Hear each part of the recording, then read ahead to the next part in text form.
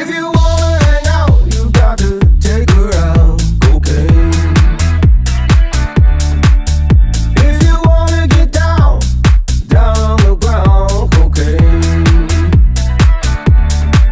She don't lie, she don't lie, she don't lie. นะครับผมสำหรับการอัปเกรด DSP-Amp และ Subwoofer ใน Lamborghini Aventador นะครับเดี๋ยวผมจะเปิดให้ฟังเลยนะครับถ้าเพื่อนๆท่านใดพี่ๆท่านไหนมีหูฟังก็ลองใช้หูฟังฟังดูนะครับแต่ถ้าไม่มีก็ใช้โทรศัพท์ฟังก็ได้เดี๋ยวผมจะเปิดจากมือถือเครื่องนี้นะครับผ่านบลูทูธที่อยู่ในตัว DSP-Amp นะครับลองฟังกันดูครับ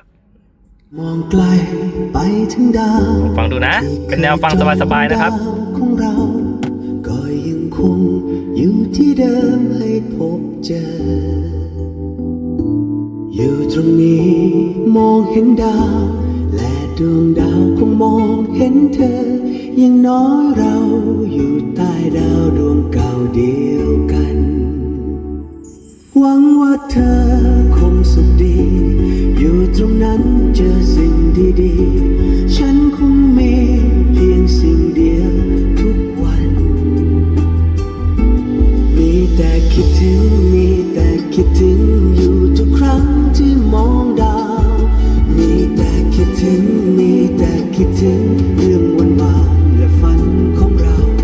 มีแต่คิดถึงมีแต่คิดถึงและบ่อยครั้งก็ทำให้เหงาคิดถึงเธอ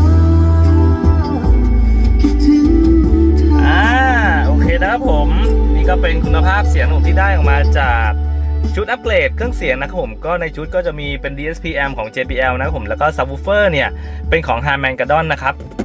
สำหรับเพื่อนๆท่านใดพี่ๆท่านไหนเนี่ยที่สนใจงานติดตั้งแบบนี้อุปกรณ์แบบนี้คุณภาพแบบนี้ก็สามารถติดต่อเข้ามาได้ทางเพจของเรานะครับหรือจะติดต่อสอบถามข้อมูลโดยตรงได้ที่เบอร์โทรศัพท์ 0852596887 ครับผม Wanna hang out, you got to